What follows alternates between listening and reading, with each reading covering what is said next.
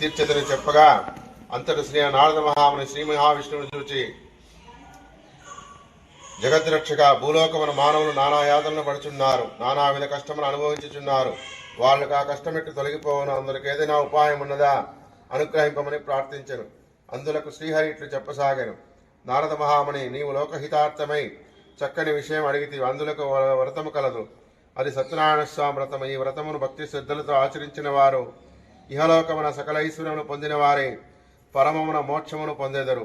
అది విని నారదుడు ఇట్లు చెప్పుచున్నాడు. ఓ దామోదర, ఈ వ్రతం ఆచరించుట వలన ఏం ఫలితం కలుగును? ఆ వ్రతం ఎట్లు ఆచరించవలేను?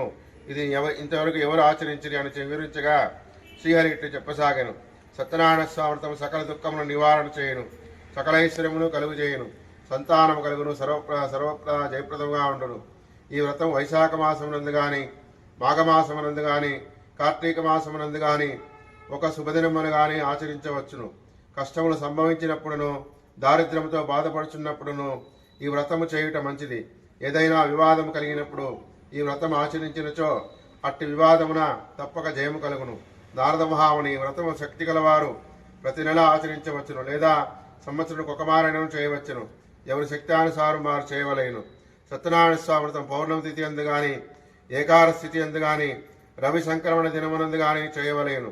ప్రారంభ కాలమున ఈ వ్రతమును ఆచరించవలేను. పూజాస్థలమును గోమయంతో అలికి శుద్ధి చేసి వరిపిండి మొదలగు 5 రంగుల చూర్ణములతో ముగ్గులు పెట్టి దానిపై నూతన వస్త్రం పరిచి మరియు బియ్యం పోసి కలశమును ఉంచవలేను.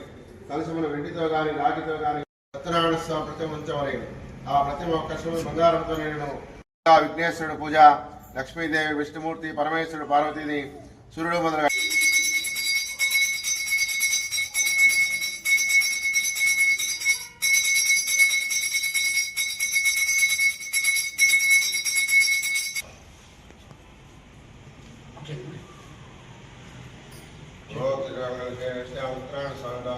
प्रारंभ